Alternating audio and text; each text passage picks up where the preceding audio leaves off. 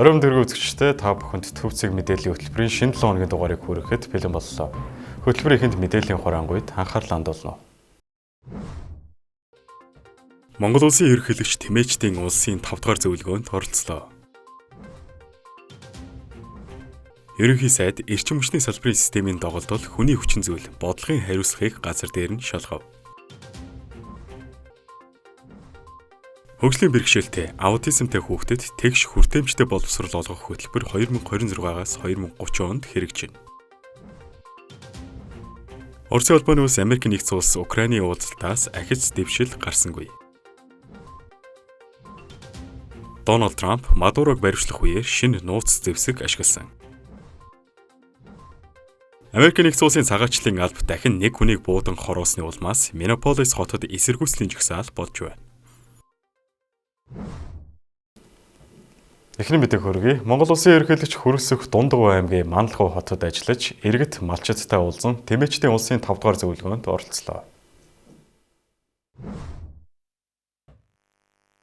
Монгол улсын ерөнхийлөгч Тэмээчдийн улсын 5 дугаар зөвлөгөөнд оролцох үеэрээ 5 хошуу малаа үеэс үед уламжлан маллаж ирсэн малчдын мэдлэг, туршлага нь Монгол ахуйн суурь байсаар ирснийг онцоллоо. Ялангуяа цөлийн бүсэд амьдрал ахуйгаа авч яваа Тэмээчд байгаль уур амьсгалын эрс дэрс нөхцөлд дасан зохицож Тэмээний ашиг шимийг нэмэгдүүлж ирсэн нь онцгой хөдөлмөрийн илэрхийлэл гэдгийг тодотглоо. 20 жилийн өмнө Монгол улс 254 мянган Тэмээтэй байсан бол өнөөдөр 501 мянгад хүрч тоо толгой нь 2 дахин өсөд байна. Энэ өсөлт нь зөвхөн статистик үзүүлэлт бус Тэмээчдийн өвггүй хөдөлмөр, уламжлалт мэдлэг, хариуцлагатай маллагааны бодит үр дүн болохыг ерөнхийлөгч онцоллоо. Монгол Тэмээ хэмээн олон улсад нэрлэгдэх хос бүгд Тэмээ нь монголчуудын ондоошил, соёрхлын бахархал байсаар ирсэн. Эрдэнэс үлгэр думаг, дуушүлэгтэй Тэмээгээ алдаршуулж ирсэн нь монголчууд мал амтнаа дээдэлж, байгальтайгаа зохицон амьдарч ирсний илэрхийлэл болдог билээ. Цаашид Тэмээний ашиг шимийг нэмэгдүүлэх, түүхийн эдийн боловсруулалтыг хөгжүүлэх, эцсийн бүтээгдэхүүн үйлдвэрлэх нь чухал асуудал хэвээр байна. Үүнд Тэмээчид хувийн хвшил, төрийн байгууллагын уялдаа холбоо, хамтын ажиллагаа бодит үр дүн авчрах ёстой болохыг ерөнхийлөгч дурдлаа. Төрөөс үндэсний үйлдвэрлэлийг дэмжиж, экспортлогч орон болох зорилтын хүрээнд цагаан алт,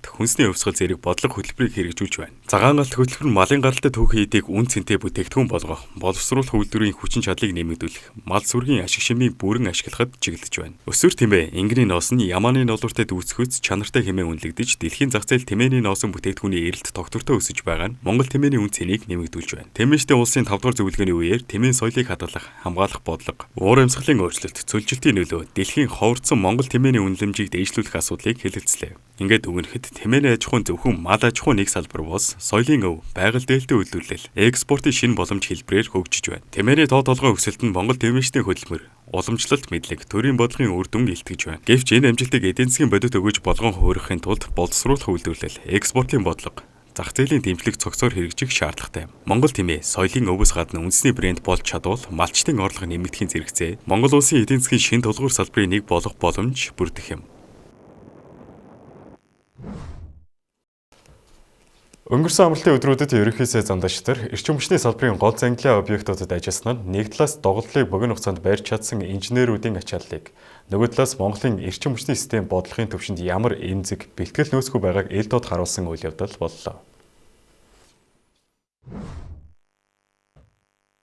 Швейцарын улбаны улсын Давос хотоос ирсэн даруйдаа ерөнхий сайд замдагч нар Төв аймгийн Баянжаргалан суманд байрлах бөөрөлжүү цахилгаан станц, Дулааны цахилгаан станц 4 төрийн өмчит төвцөд компани, диспетчерийн үндэсний төвд ажиллаж өвлийн оргил ачааллын үеийн бодит нөхцөл байдалтай газар дээр нь танилцлаа. Энэ нь гадаад айлчлалын дипломат өнгөөсөө шууд бодит эрсдэл рүү шилжсэн улс төрийн хувьд ч анхаарал татсан алхам байлаа. Сүүлийн 7 хоногт бөөрөлжүү цахилгаан станцын орчим цаг агаар огцом хөтөрч хөрсний температурт хасах 48 хэмт хүрснээр нүүрс дамжлагын бункер бөглөрч нүүрс хөлдөх эрсдэл бодитоор үүсчээ. Станцын удирдлагууд шуурхай баг томилж асуудлыг богино хугацаанд шийдсэн. Цаашид давтагдахгүй гэж мэдгдсэн ч энэ нь байгалийн эрсдэлд Монголын эрчим хүчний систем хэр эмзэг байгааг дахин нотолсон тохиолдол боллоо. Cessna Mining End компани гүйцэтгэх захирал мөнхтөр станц суурилагдсан хүчин чадлаараа бүрэн ажиллаж төвийн системд 300 МВт цахилгаан нийлүүлж байгааг танилцуулсан. Одоогоор 150 гаруй инженер техникийн ажилтан 24 цагийн турш ээлжээр ажиллаж байна. 3 дугаар блокийг 2027 онд, 4 дугаар блокийг 2028 онд ашиглалтад оруулснаар нийт хүчин чадлыг 600 МВт хүргэх төлөвлөгөө бий.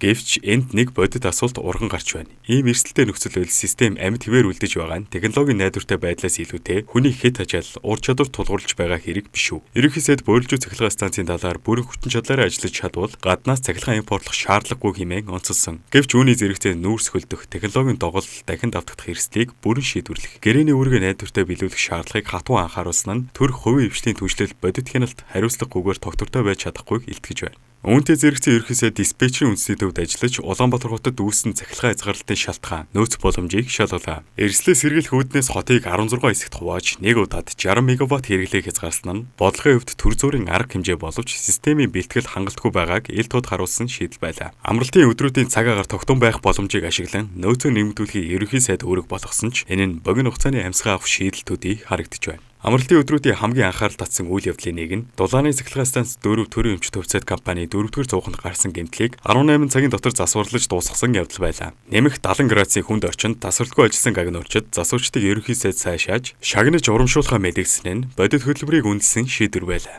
Гэхдээ Дулааны цахилгаан станц 4 нь Улаанбаатар хотын цахилгаан эрчим хүчний 58%-ыг дангаараа хангадаг атлаа ганц цуух доголдоход бүхэл хот хязгаарлалт хийхэд хүрдэг нь системийн хамгийн том сул талыг илчиж байна. 8 цуухтай цагт 680 мегаватт үйлдвэрлэх хүчин чадалтайч бэлтгэл нөөцгүй хэвээр байгаа нь стратегийн алдаа хэвээр үлджээ. Эрчим хүчний хямралт бүрт инженер гагнуурчид засварчид нэмэх 70 градусын орчинд 24 цагаар ажиллаж системийг амьд байлгаж байна. Гэвч энэ нь ур чадварын бахархал байхаас бодлогын тогтвортой шийдэл биш. Систем хүний төсвөр өөрийгөө золиосгох дээр тогтсон хэвээр байвал эрсдэл дахин давтагдах нь зайлшгүй. Ерөнхий сайд цалин урамшуул илүү цагийн асуудлыг хөндөж салбарын яамыг шахаж ажиллана гэдгийг илэрхийлсэн нь хүний нөөцийн бодлого ойрын хугацаанд анхаарлын төвд орох дохио боллоо. Эцэст нь дүгнэхэд өнгөрсөн амралтын өдрүүдэд Монголын эрчим хүчний салбарын бодит төр зургийг ил гаргалаа. Инженерүүд системийг авч явж байна. Харин бодлого хоцорч байна. Төр зүрийн засвар хүний хэд хачаал тулгуурласан тогтолцоо нь хязгаарлалтыг өнөөдөр зогсоож болгоч маргааш дахин давтагдах эрсдлийг арилгаагүй хэвээр байна. Урт хугацааны шинжилэл, бодит хөрөнгө оруулалт, бэлтгэл нөөцгүйгээр эрчим хүчний аюулгүй байдал ярих боломжгүй гэдгийг энэ амралтын өдрүүд тод харууллаа.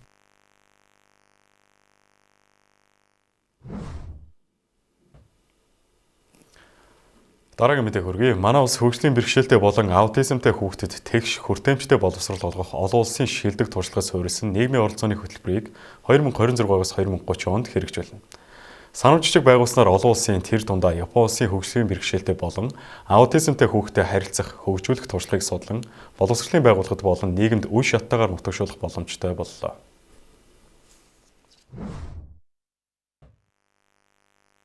Тус хөтөлбөрийн эхний үе шат энэ ондоо хэрэгжих юм байна. Эхний ээлжинд судалгаа хэрэгцээг тодорхойлж туршилтын сургуулийг сонгох байна. 2027-оос 2028 онд бодитоор турших сургалтын орчны шинжилгээг хийн. Хөтөлбөрийн 3 дугаар үе шат 2028-аас 2030 онд хэрэгжинэ. Мөн энэ хугацаанд үнэлгээ хийх, өргөдгөх, бодлого болон стандартад тусгах ажлыг зохион байгуулах юм байна. Ингэснээр хүүхдэд ээлжтэй хүлээн зөвшөөрөгдсөн хүртээмжтэй боловсролын болон нийгмийн тогтолцоог бэхжүүлэхэд хөв нэмрээ оруулна гэдгийг нийслэлийн санхүү эдийн засаг хөгжлийн бүтээн байгуулалтыг эрчимжүүлэх төсөл хөтөлбөрийн зохицуулагч Хос Баяр онцоллоо.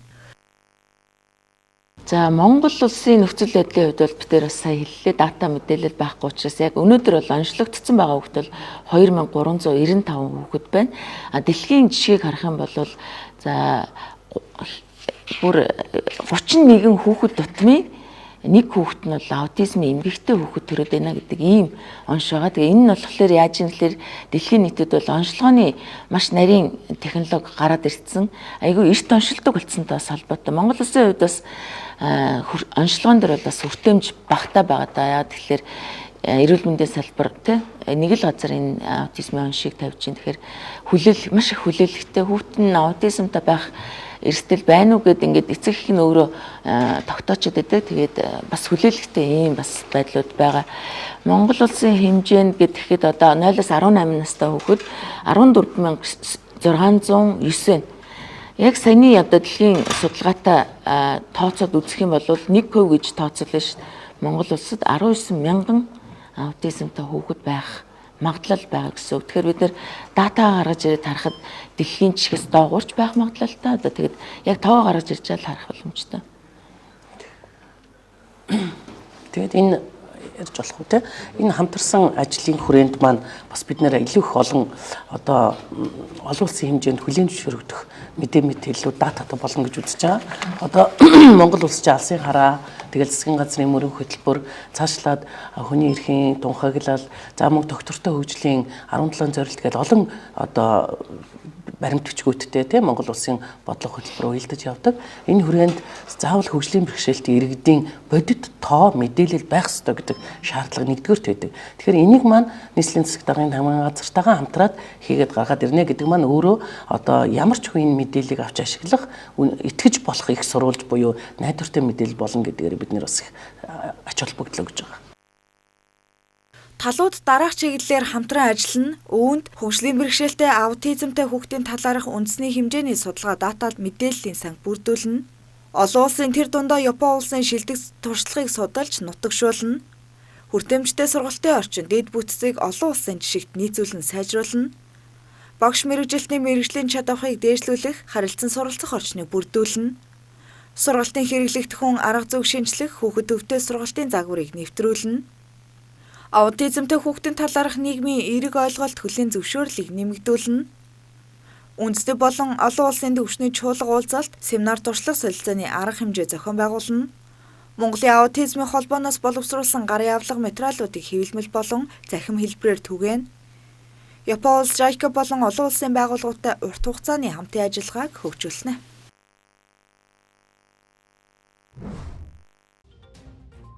Сүүлийн үед Вьетнам улсад зорчих манай иргэдийн урсгал эрс нэмэгдэж байгаатай холбогдуулан хугацаа хэтрүүлэх, гэмт хэрэгт холбогдох, анхаарал боломжгүйгээс шалтгаалan эрүүл мэндийн дээр хохирох явдал нэлээд гарч байна. Иймд Монгол улсаас тус улсад суугаа элчин сайдын яамнаас анхааруулах сэрэмжлүүлэг гаргасан байна. Тухайлбал олон нийтийн газар жуулчдын төвлөрсөн бүсэд халаасны улгаан, дээрэм, залилангийн гэмт хэрэг цөөнгүй гарч байна. Иймд гар утас, төрөвч, үнэт эзүүсээ ил задгаа авч явахгүй, аюулгүй байдлаа сайтар хангаж явахыг анхаарууллаа. Вьетнам улс нь бүлэглэн хулгайг тохиолдолд 8 хүртэлх жилийн хорих хялаар шийдэгдэх чанга хатуу хууль тогтоомжтой тул гэмт хэрэг үйлдэхгүй байхыг санууллаа. Түүнчлэн танихгүй хүнээс санал болгосон унаа, үйлчлэгээ, бараа бүтээгдэхүүнээс татгалзаж, аль биесний үйлчлэгээ ашиглахаас сэрэмжлүүлжээ. Учир нь тус улсад мансууруулах бодис, сэтгцэд нөлөөтэй юм. Хууль бус бараа бүтээгдэхүүн тээвэрлэх, хадгалах, хэрэглэх нь онцгой хүнд ял шийдэлтэй юм байна. Мөн бусдын эд хөрөнгийг гэмтэх, зодоо маргаанд оролцох, олон нийтийн дэг журам зөрчих нь эрүүгийн болон захиргааны хариуцлага хүлээлгэх хүнслэл болдог. Аль биесний зөвшөөрлгүй ажил эрхлэх, визний хугацаа хэтрүүлэх нь тургуул ногдуулах, албадан гарах арга хэмжээ авахулах эрсдэлтэй. Иймд иргэдийг өөрийн болон бусдын аюулгүй байдлыг хангаж, Вьетнам улсын хууль тогтоомжийг чанд захин хариуцлагатай, соёлтой зорчихыг тус улсын элчин сайдын яамнаас уриалсан байна. Нийслэлийн гэмт хэрэгээс урьдчилан сэргийлэх салбар зөвлөлийн байгууллагууд 2026 онд хийж хэрэгжүүлэх ажлын төлөвлөгөө, төсөл арга хэмжээг хэрэгжүүлэхэд шаардлагатай санхүүжилттэй хилэлцэн баталжээ. Төлөвлөгөөнд тусгасан ажлын хэрэгжилтийг хагас бүтэн жилээр тайлгнаж, ажиллахыг салбар зөвлөлийн гишүүн байгууллагуудад үүрэг болгосон байна. Богино, дунд, урт хугацааны бодлогын төлөвлөгөө болон тогтоолын төслийг мөрдүүлж ажиллахыг салбар зөвлөлийн нарийн бичгийн дарга халтарт даалгажээ. Мөн 2026 оны хүүхдийн болон гэр бүлийн хүчирхийлэлтэд тэмцэх жил болгон зарлалаа. Нийслэлийн гэмт хэрэгээс урьдчилан сэргийлэх салбар зөвлөлийн дарга баяр зөвлөлийн гишүүн байгууллагуудад дундаж хурдны стандартыг батлан бүрдүүлэх, хүний эрүүл мэндийг дороотолох, хүний халдшгүй байдлын эсрэг гэмт хэрэг, хүчиндэх, гэр бүлийн хүчирхийлэл, залилах, хулгайлах гэмт хэргийн гаралтыг 15 хүртэлх хувиар бууруулахад анхаарай гэдгийг сануулж, дээрх агуулгаар төлөвлөгөөнд тодорхой төсөл арга хэмжээг хэрэгжүүлж ажиллахыг үүрэг болгосноор санал дэмжигдэж төлөвлөгөөгөө баталлаа.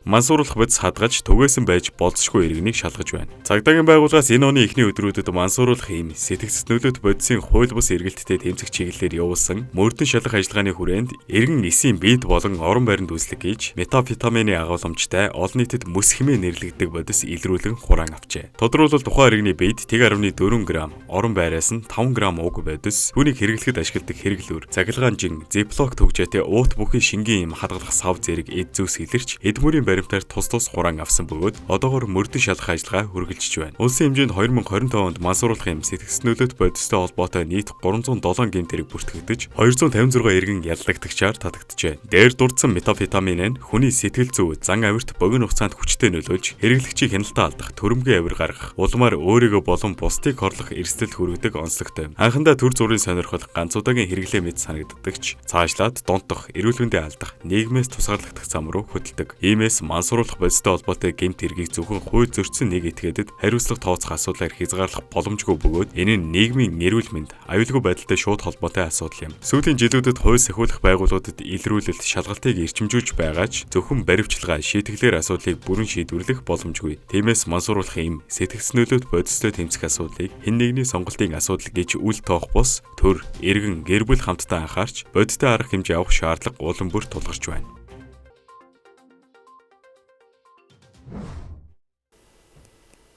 Дотоод улсын үйл явдлыг та бүхэнд хүргэлээ. Үргэлжлээд олон улсын мэдээнд анхаарлаа хандуулна.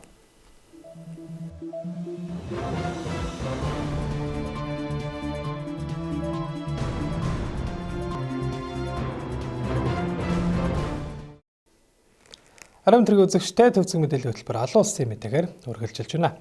За өнгөрсөн 7 хоногийн баасан бям гаригуудад Орос, Америк, Украины төлөөлөгч нар Арабын нэгдсэн Эмират улсын Абу Даби хотноо Украины дайны асуудлаар хэлэлцээ хийлээ.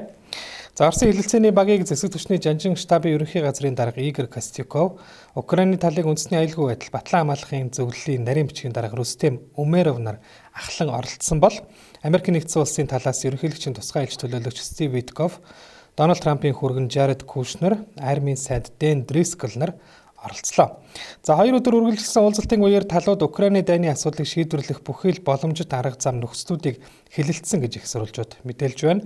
Тодорхойлбол талууд газар нутгийн асуудал, Запорожийн атомын цахилгаан станцыг хянахтай холбоотой асуудал, мөн хурцдмал байдлыг намжаах талаар хоёр талаас авах арга хэмжээний талаар хэлэлцсэн. Боловч ямарваа нэгэн бодит ахиц дэвшилгүй уулзалт өндөрлсөн байна. За Америк нэгдсэн улсын талаас дайныг зогсоох болон аюулгүй байдлын нөхцөл байдлын талаар боломжит шийдлүүдийг танилцуулсан бөгөөд Орос, Украины төлөөлөгч нар тус тусын удирдагчдаа уулзалтын талаарх тайланг тавьж дараагийн алхмуудыг зохицуулахаар тохиролцсон гэжээ. Түүнчлэн бүх талууд үргэлжлүүлэхэд бэлэн байвал дараагийн шатны 3 талт хэлэлцээг эх 7 хоногт үргэлжлүүлэхээр болсон гэж мэдээлж байна. Уулзалтыг зохион байгуулагч Арабын нэгдсэн Эмират улсын засгийн газраас гаргасан албан ёсны мэдээлэлд яриа хэлэлцээ бүтээлч эерэг уур амьсгалтай болсон итгэлцдийг бэхжүүлэх арга замуудыг хэлэлцсэн гэжээ.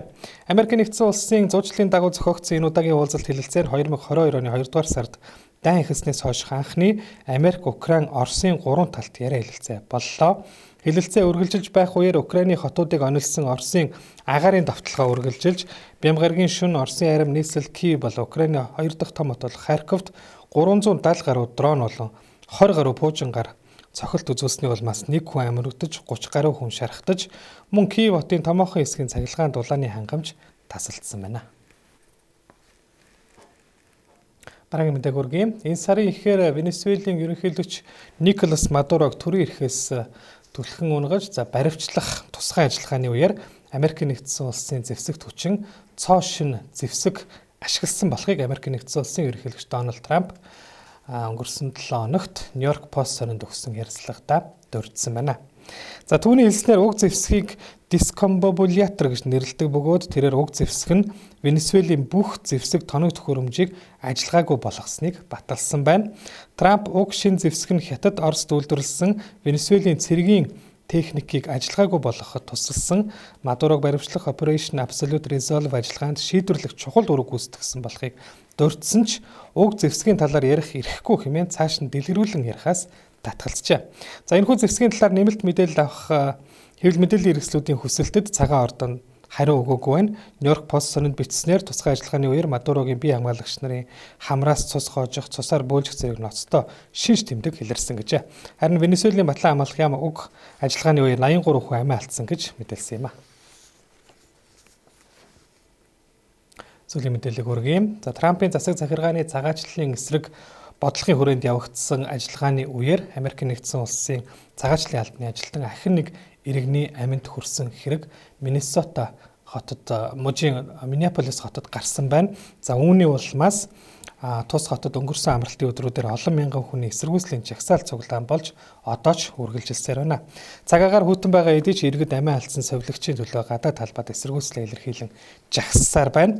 За иргэний талаар танилцуулахад Бямгарагт холбооны албан хаагч хууль бус цагаачдыг баривчлах ажиллагааны үеэр 37 настай совилогч Алекс Прети гэгч эрэгтэйг буудан хөнөөсөн бөгөөд энэхүү үйл явдлын дүрс бичлэг нийгмийн сүлжээнд засагджээ.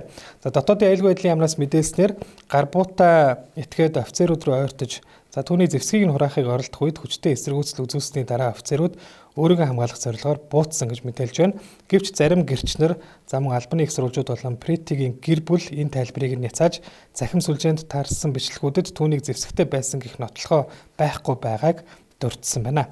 За улмаар Миннесота мужийн захирагч болон иргэд холбооны хууль сахиулагчдыг тус мужаас гаргахыг ерөнхийлөгч Трампаас шаардаж эхлээд байна. За харин ерөнхийлөгч Трамп олон нийтийн сүлжээгээр дамжуулан захирагч Волз болон Миннеаполис хотын даргаыг шүүмжилж эмх замраагүй байдлыг өдөөж байна хэмээн буруутгаад байна.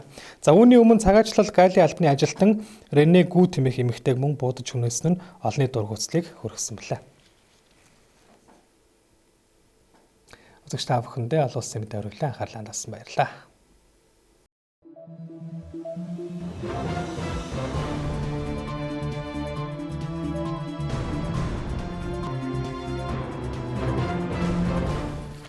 Төвцөг мэдээллийн хөтөлбөрийн даваа гарагийн ээлж дугаарыг та бүхэнд хүргэлээ. Анхаарлаа хандуулсанд баярлалаа. Баяртай.